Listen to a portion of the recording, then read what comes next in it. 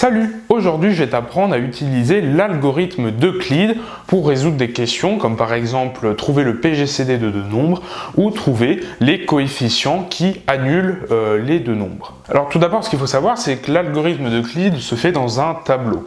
Il faut commencer par choisir deux nombres. Moi, j'ai pris 26 et 91. Tu vas les placer donc dans la deuxième colonne, sachant que le plus grand doit être au-dessus. Là, j'ai mis d'abord 91 et ensuite 26. Et ensuite, on va procéder de la manière suivante. Il faut essayer de trouver dans 91 combien de fois on a 26. C'est, si tu veux, une division euclidienne. Il faut trouver le quotient et le reste. Alors, dans 91, on a combien de fois 26? Je pense qu'il y en a 3, on va vérifier. 3 fois 26, ça fait, alors 3 fois 20, ça fait 60. 3 fois 6, ça fait 18. 60 plus 18, ça fait 78. Donc je le marque, 78. Est-ce qu'on peut placer une nouvelle fois 26? Eh bien non, puisqu'on dépasserait 91. Donc voilà, on peut le placer 3 fois. Et ça en fait, on va le marquer différemment. À droite de notre tableau, on va marquer 91. C'est égal à quoi? En mettant du 26, en mettant le quotient de la division euclidienne, ainsi que le reste. Et tu verras, c'est assez simple à comprendre. 91, donc on a vu que c'était égal à 3 fois 26, je vais le marquer comme ça, je vais marquer le 3 en vert, et on va marquer ensuite le reste, 3 fois 26, plus combien? Alors on a vu que c'était égal à 78, pour arriver à 91, il nous reste combien? Il nous reste 13, donc plus 13. Et tous les nombres, on va les récupérer, on va récupérer le 3 on va le mettre juste ici, et le 13, on va le récupérer aussi, on va le mettre juste là. Maintenant, ce qu'on fait, c'est qu'on continue, on refait le même procédé, avec cette fois-ci 26 et 13. Alors, dans 26, combien de fois 13? Eh bien, on le marque. 26, c'est égal à... Eh bien, tu fais le calcul, tu fais la division, ça fait 2 fois 13. Et il reste combien dans la division euclidienne? Il reste 0, puisque 2 fois 13, ça fait pile 26, on tombe pile dessus, il ne reste rien. Et donc ça, on va le marquer, il reste 0, et on met 2 juste ici. Et là, ce qu'on vient de faire, c'est de trouver tout simplement le plus grand diviseur commun, le PGCD, des deux premiers nombres, 26 et 91. Alors, c'est aussi le PGCD pour le coup de 13 et 26, puisque c'est un algorithme qui fait à chaque fois la même chose. Donc forcément, si jamais on oublie la première étape, on aura le même résultat avec 26 et 13. Mais en tout cas, on a trouvé le PGCD de 91 et de 26, c'est ce qui nous intéressait au départ. Alors, le PGCD, c'est pas 0. Le 0, en fait, il ne sert à rien. C'est juste pour nous prévenir que l'algorithme est terminé. Et ce qu'il faut regarder, du coup, le PGCD, c'est l'avant-dernier nombre qu'on obtient, le dernier reste non nul, en tout cas. Et donc, le PGCD, ici, c'est 13. Mais l'algorithme n'est pas terminé. On a trouvé le PGCD, c'est joli, sauf que moi j'aimerais aussi déterminer les coefficients qui, quand je les multiplie à ces deux nombres-là, j'obtiens 0. Alors ce que je viens de dire n'était sûrement pas très clair. En gros, je cherche pour quelle valeur de A et B on a A fois 91 plus B fois 26 est égal à 0. Alors en fait, pour ça, on va commencer par marquer ici des 1 et des 0, de cette manière-là, 1, 0, puis 0, 1.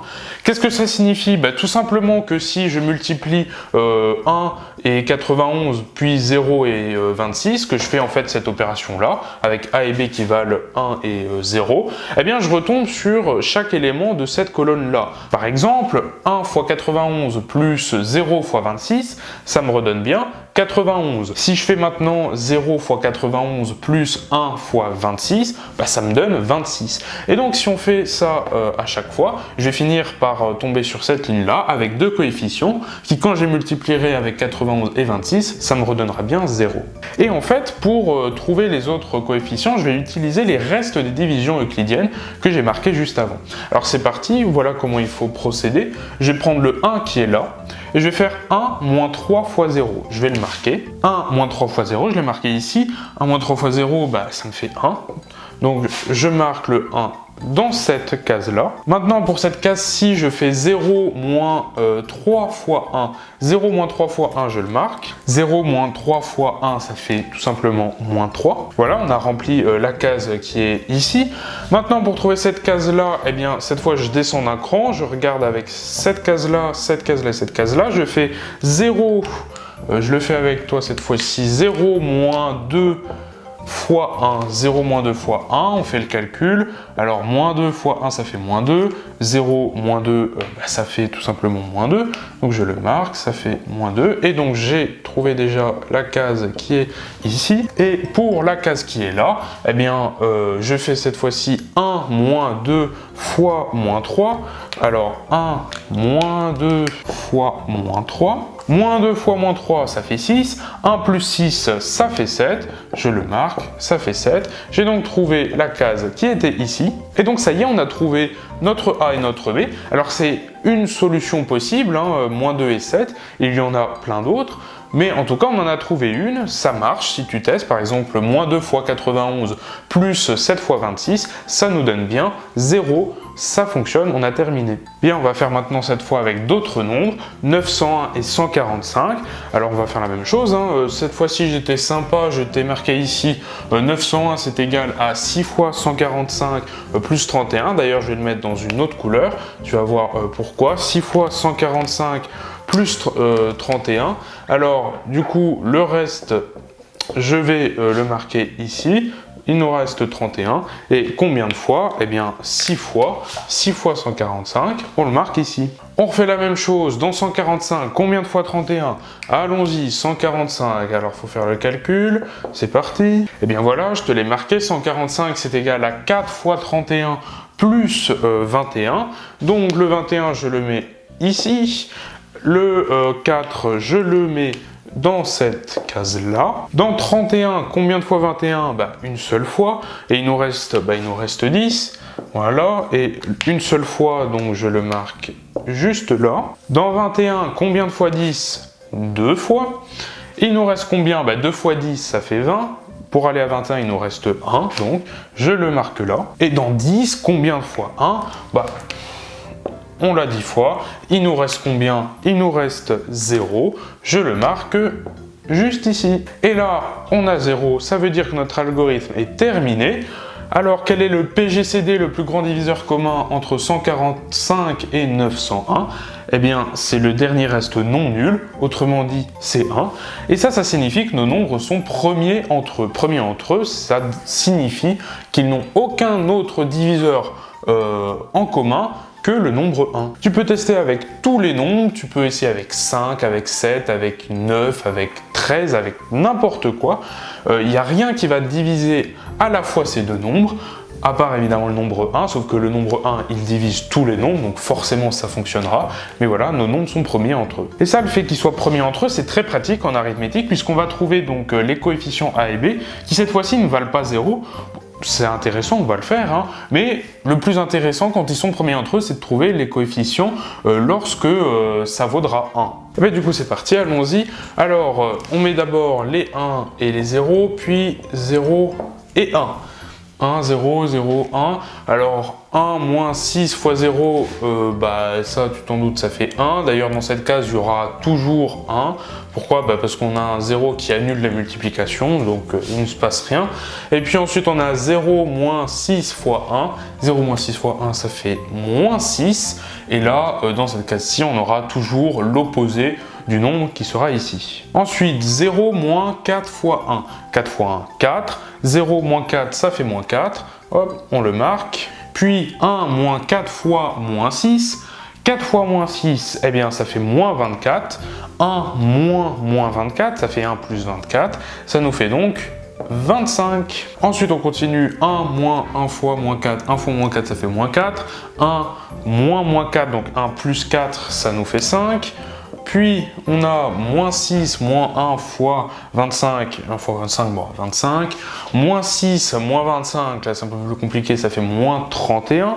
On le marque, moins 31. Après, moins 4, moins 2 fois 5, 2 fois 5, 10. Moins 4, moins 10, moins 14. Puis, 25 moins 2 fois moins 31. 2 fois moins 31, ça fait moins 62.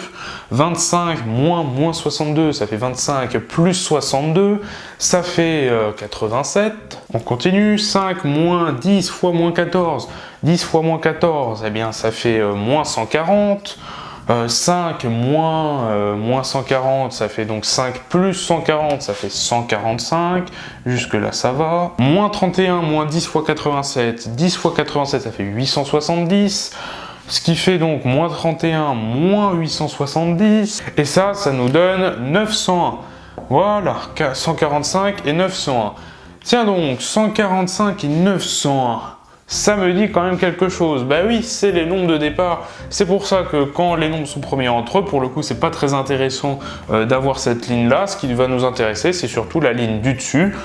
C'est les coefficients, donc moins 14 et 87. Et ça, on va tester. Tu vas voir, moins 14, donc le tout multiplié par, alors pour le coup, là c'est le plus petit nombre, donc on va prendre le plus grand nombre, forcément, fois 901.